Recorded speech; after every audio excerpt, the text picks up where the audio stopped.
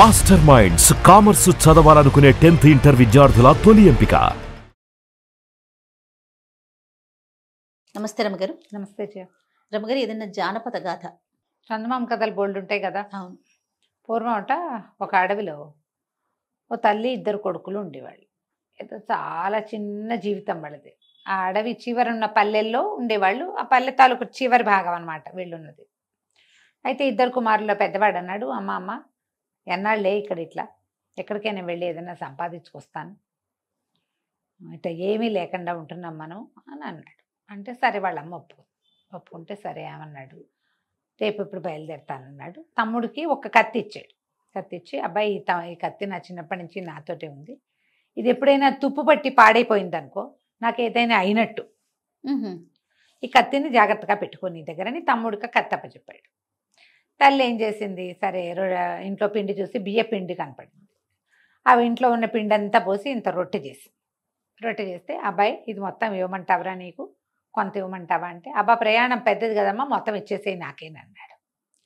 అంటే తల్లి నవ్వి ఆ మొత్తం రొట్టె మడతలు పెట్టి ఒక సంచిలో పెట్టి ఇచ్చి పిల్లాడు వెళ్ళడం మొదలుపెట్టాడు. బయటికి వెళ్ళాడు. అట్లా అడవిలో నడుచుకుంటూ పోతూ ఉంటే ఒక ముసలమ్మ కనపడింది. నాయన చాలా ఆకలిగా ఉంది, ఏదైనా తినడానికి పెట్టవా అంది. తినడానికి ఏమన్నా ఉంటే పెట్టు. కుర్రాడి దగ్గర రొట్టె ఉంది కాదు, ఆ రొట్టె మూట బోడదీస్తూ, నా దగ్గర ఉన్నదే చిన్న రొట్టెవా, ఇంక ఇక్కడ ఎవరు లేరు కదా నీకు పెట్టేవాళ్ళని, నీకు చిన్న ముక్క పెడదాం అనుకుంటున్నాను అన్నాడు. అనేసరికి ముసలమ్మంది, పోన్లే నాయన, నేను ఇంకెవరినైనా అడిగి తింటానులే, 4 అడుగులు వేసి కాయో కసరో చూస్తా, దుంపో ఏదో పీక్కు తింటా, నీకు ఇదే కదా ఉందంటున్నావు, చిన్నదేనంటున్నావు కదా, నాకు పెట్టద్దులే. సరే అని మూట మళ్ళీ కట్టేశాడు. పెట్ల అవ్వకి. ఇక నడుచుకుంటూ వెళ్తుంటే బాగా ముందుకెళ్తే ఒక ముసలతను ఏవో పశువుల్ని తోలుతున్నాడు, గొర్రెల్ని. ఇతను అడిగాడు, ఈ గొర్రెలు ఎవరివి అంటే, 3 తలల రాక్షసుడివి అని చెప్పాడు. అంటే ముందెవడో 3 తలల రాక్షసుడు ఉన్నట్టు కదా. అంతే. ఈ కుర్రాడు సరే అక్కడే కూర్చుని రొట్టె తిన్నాడు. అక్కడ ఏవో మంచినీళ్ళు ఉంటే తాగాడు. 4 అడుగులు వేస్తుంటే ఈ గొడ్లు కాస్తున్న ఆ ముసలాయన ఓ పాట పాడుతున్నాడు. ఏమిటా పాట, అయ్యో 3 తలల రాక్షసుడు మంచివాడు కాదు, రాజుగారి అమ్మాయిని దాచిపెట్టాడు, పాపం ఆ పిల్ల జీవితం ఏమవుతుందో అని పాడుతుంటే, ఎవరి తాత ఏమిటి తాత అలాంటివి ఏం అడగల, నాకెందుకు, వాడేదో సంగీతం పాడుకుంటున్నాడు, మనకేం అవసరం లేదు అని ముందుకెళ్ళిపోయాడు. వెళ్తే ఏమైంది, ఇతనికి కొన్ని రకాల జంతువులు కనపడడం మొదలుపెట్టాయి. 2 తలలు 3 తలలున్న ఎడ్లు, 2 తలలున్న అడవి దున్నలు అవి కనపడ్డాయి. అతను చూసరికి భయం వేసింది, పరిగెత్తాడు. ఇక వెంటపడ్డాయి. ఆ కనపడుతున్నవన్నీ మామూలుగా అయితే వాటి దారిన అవి గుంపుగా పోవలసినవి, ఒక్కోదానికి 2 3 తలలున్నాయి. సాధువుగా ఉంటాయి కదా ఈ దున్నపోతులు, ఎడ్లు, తలకాయ దించుకుని వాటి దారిన పోతూ ఉంటాయి. చుట్టుపక్కల ఏం కూడా చూడవు, అవి గుంపుగా వెళ్తాయి. కానీ వీడు వెంటపడ్డాయి. ఈ కుర్రాడు పరిగెత్తాడు. పరిగెత్తగా ఒక భవనం ఏదో కనబడితే అందులోకి ఎక్కేసాడు. లోపల ఒక ముసలి మామ ఉంటే, ఈ ఇల్లు ఎవరి దాకా అవ్వా ఏమిటి అని అడిగితే, అయ్యో ఇది ఎందుకు వచ్చావు, ఇక్కడ దాక్కునేందుకు ఏమీ లేదురా నాయన, ఇది 3 తలల రాక్షసుడిది, వాడు మంచివాడు కాదు, నువ్వు బయట ప్రమాదాన్ని తప్పించుకోవడానికి లోపలికి వచ్చావు, లోపల ఇంకా ప్రమాదం ఉంది, వీడు మనుషుల్ని తినేస్తాడు లేదా రాళ్లుగా మార్చేస్తాడు, అంటే ఎక్కడో చోట దాక్కుంటానులే అవ్వ అన్నాడు. అని చెప్తే సరే దాక్కోమని.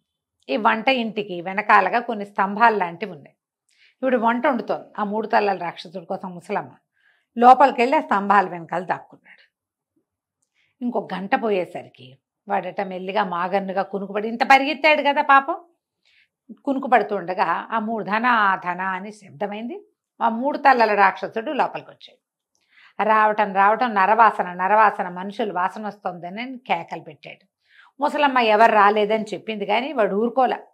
వాడు అన్ని సందులు గొంతులు తపేళాలు గిన్నెలు పక్కకు జరిపేసి ఆ సందులో ఈ సందులో అన్నీ వెతికేసి ఈ స్తంభాన వెనకాల కునుకుతున్నటువంటి కుర్రాన్ని పట్టుకుని జుట్టు పుచ్చుకుని ఈడ్చుకొచ్చేసాడు బయటికి. చంపేస్తానన్నాడు. వాడు అడిలిపోయాడు కుర్రాడు. ఇదేమన్నాడు, మనుషులకు బుద్ధి ఎక్కువ, 3 ప్రశ్నలు అడుగుతా, సమాధానం చెప్పావా సరే, లేకపోతే నీ సంగతి అంతేనన్నాడు. సరే అడగమంటే ఇక అడగమనరంగా అడగటమే అది.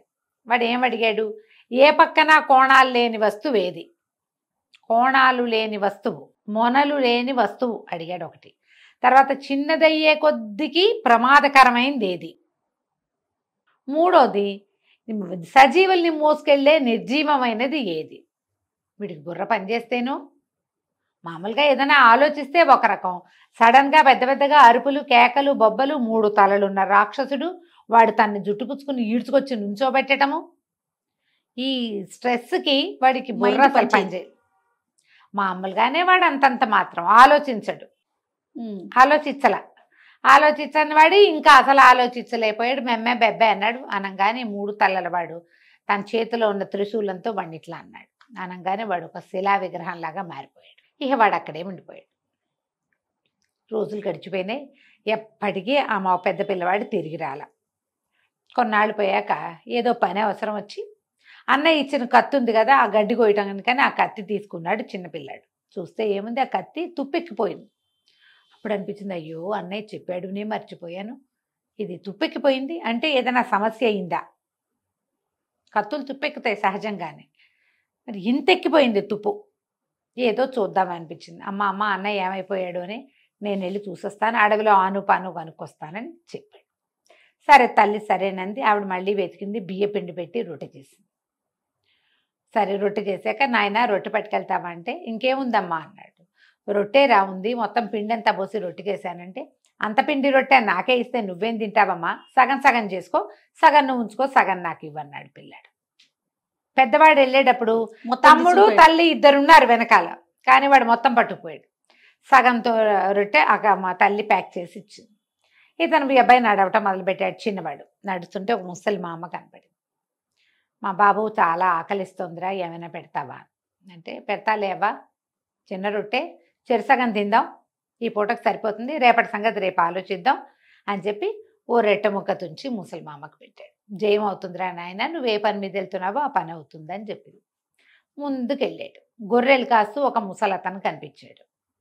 ఈ కుర్రాడు అక్కడ ఏదో చెరువు ఉంటే ఆ చెరువు దగ్గర కాసేపు కాళ్ళు అందులో వేళ్లాడేసి కూర్చుని కాసిన మంచినీళ్ళు తాగి కాళ్ళు ఒప్పుతూ కూర్చున్నాడు. ఈ గొర్రెల కాపరిని అడిగాడు, ఈ గొర్రెలు ఎవరి దాత, ఏ ఊరు వాళ్ళవి అని అడిగితే, 3 తలల రాక్షసుడివిరా నాయన అని చెప్పాడు.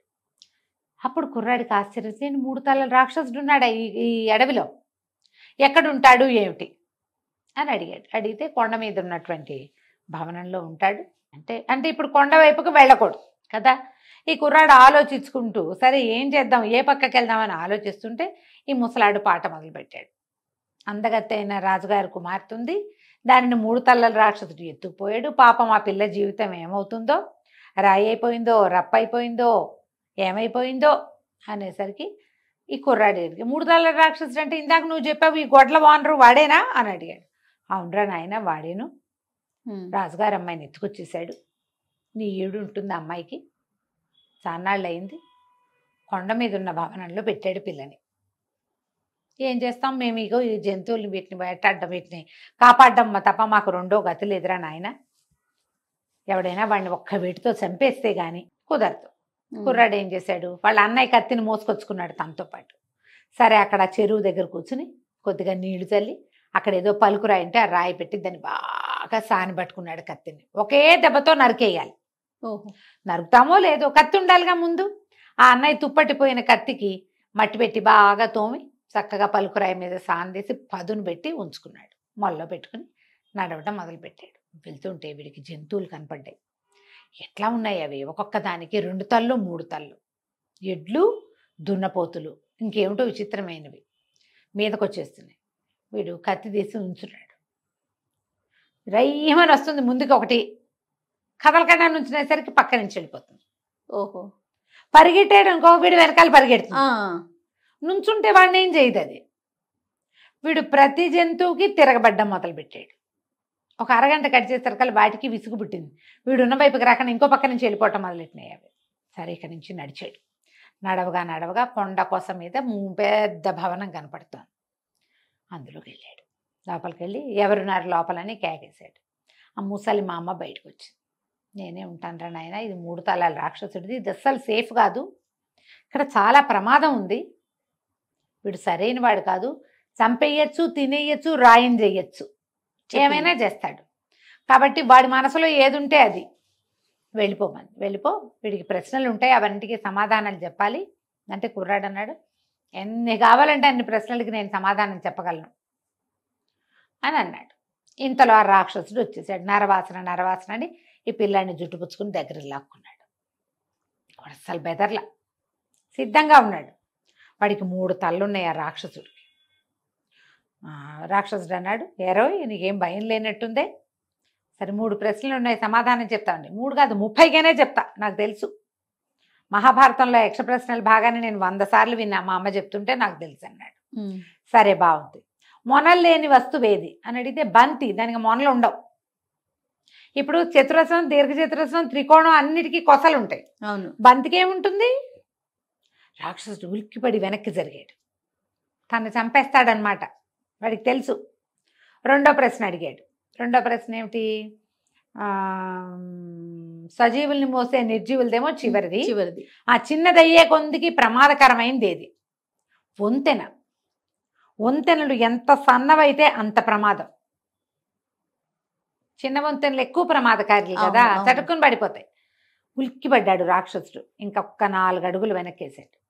మూడో ప్రశ్న అడిగాడు. సజీవుల్ని మోసుకెళ్లే నిర్జీవమైంది ఏది? మనుషుల్ని మోసే నావ. నదిలో నావ ఉంటుందే, అది మోసుకుపోతుంది. జీవం కాదు, అది బతికుండదు కదా, కానీ సజీవుల్ని అదే మోస్తుంది. ఉలిక్కిపడి బాగా వెనక్కి జరిగి అప్రతిభుడుగా అయిపోయాడు. అమ్మో వీడు ఎంత తెలివో అని. ఈ కుర్రాడు ఏం చేశాడు, ఎప్పుడైతే వాడు వెనక్కి వెళ్ళిపోతున్నాడో ఆ ముసలిదాని వైపు చూసేసరికి ముసలిది ఇట్లా ఇట్లా ఆనంగానే వీడు మొల్లో ఇంచి కత్తి తీసి, కత్తి పదును పెట్టి ఉంచుకున్నాడుగా, ఒక్కంగలో ఒకే దెబ్బకి 3 తలలు కొట్టేశాడు. తలలు కొట్టేసేసరికల్లా ఇక కింద పడిపోయాడు. అప్పుడు ఈ ముసలమ్మంది, బోళ్ళంత ఉంది ఇక్కడ, నువ్వు చూడ్డానికి రాని, నేను తీసుకెళ్తాను. మొట్టమొదట ఒక ముసలమ్మకి ఇది ఇచ్చాడు కదా, రొట్టె ఇచ్చినప్పుడు ఆవిడ ఇంత పుల్ల ఇచ్చింది. ఇది మంత్రం పుల్ల, నీ దగ్గర ఉంచుకోమని. ఆ పుల్ల ఉంది వాడి దగ్గర. ఇంకో మొల్లో ఇట్లా దోపు పెట్టుకున్నాడు. ఏదైనా అడ్డం వస్తే తోలుకోవచ్చు కూడా. ఈ లోపలికి వెళ్తే ఓల్డన్ని గదులున్నాయి ఆ భవనంలో. ఎంత వజ్రాలు, వైడూర్యాలు, బంగారాలు ఎన్ని ఉన్నాయో, ఎన్ని రకాల ఆయుధాలు. చివరి గదిలో రాజకుమార్తె. కొంతకాలం క్రితం అతను తెచ్చి రాజకుమార్తెని ఇక్కడ బంధించాడు. రాజకుమార్తెను విడిపించాడు. తీసుకొస్తుంటే వంట ఇంట్లో తినడానికి ఏమైనా తినేసి వెళ్దుగానే ఆ ముసలమ్మ ఏం చెప్పింది, వంట ఇంటి వైపుకి తీసుకెళ్ళింది. ఆ వంటింట్లో ఓ పక్కన శిలా స్వరూపంలో ఉన్నాడు వీళ్ళన్నయ్య. సరిగ్గా తనంత ఎత్తే తన మొహంలాగానే ఉంది ఆ శిల. వీడేం చేశాడు, తట్టింది, ఇదేదో ఇదని చెప్పి కబుక్కున పాత ఒక ముసలమ్మ ఇచ్చింది కదా ఓ ఇంత పుల్ల, ఆ పుల్లతోటి ఇట్లా అన్నాడు. అనగానే పుల్లేమో విరిగిపోయింది. అన్నయ్య ఏమో లేచి వచ్చాడు రాయిలోంచి బయటికి. ఓహో, కావలించుకున్నాడు. ఎట్టా వచ్చావురా తమ్ముడు? ఏమిట్రా అంటే, నువ్వు వచ్చిన దారినే వచ్చాను, నువ్వు వచ్చిన చోటుకే వచ్చా, అయితే నేను అన్నీ సరిగ్గా వినొచ్చాను, అందుకని అన్నీ సజావుగా జరిగినాయి, పద ఇంటికి వెళ్ళిపోదాం అన్నాడు. ఈ రాజకుమార్తెను వెంట పెట్టుకుని మోయగలిగినన్ని ధనపు రాసుల్ని మోసుకుని తెచ్చుకున్నారు. ఇంటికి వచ్చాక ఈ వచ్చే దారిలోనే ఇది చిన్న చిన్న ఊళ్ళు కొన్ని దాటి వచ్చారు వాళ్ళు. ఊళ్ళల్లో గ్రామాధికారులకి కబురు చేసి, ఇట్లా రాజకుమార్తెను మేము తీసుకొస్తున్నాం అంటే, ఏనాడో తీసుకుపోయాడు 3 తలల రాక్షసుడు. ఆ రాజుగారు ఎవరైతే ఆ పిల్లని విడిపిస్తారో వాడికి ఇచ్చి పెళ్లి చేస్తామని చెప్పారు. ఓహో, అక్కడి నుంచి రాజుగారు వీళ్ళు కబురు అంది. రాజు వచ్చేసాడు ఆగమేఘాల మీద. ఈ కొండ మీద కోటలో బోల్డ్ అంత ధనం ఉందని వీళ్ళ ద్వారా తెలుసుకున్నాడు. వీళ్ళు మోసుకుని తెచ్చుకున్న వీళ్ళకి ఆ కొండ మీద ఉన్న ధనం అంతా రాజుగారిది. మొత్తం కోటంతా పడగొట్టేసి అందులో ఉన్న ముసలమ్మని తెచ్చేశారు. అక్కడ ఉన్నటువంటి వజ్రాలు, వైడూర్యాలు, నగలు, నాణ్యాలు, డబ్బు గిబ్బు, సమస్తమైన ఆయుధాలు మొత్తం రాజుగారింటికి తరలించుకుని ఈ రెండో అబ్బాయికి రాజుగారి అమ్మాయిని ఇచ్చి పెళ్లి చేశారు. పెద్ద అబ్బాయి కూడా అందులోని రాచకొల్లులోనే ఓ ఉద్యోగం చేసుకున్నాడు. ఒక మంచి పిల్లనిచ్చి పెళ్లి చేశారు. చక్కగా వీళ్ళు కూడా వీళ్ళ ఊళ్ళో చక్కటి ఇల్లు కట్టుకుని వాళ్ళ అమ్మ కొడుకులు హాయిగా సంతోషంగా ఉన్నారు. కథ కంచుకి మనం ఇంటికి. రైట్. నమస్తే. నమస్తే జయ.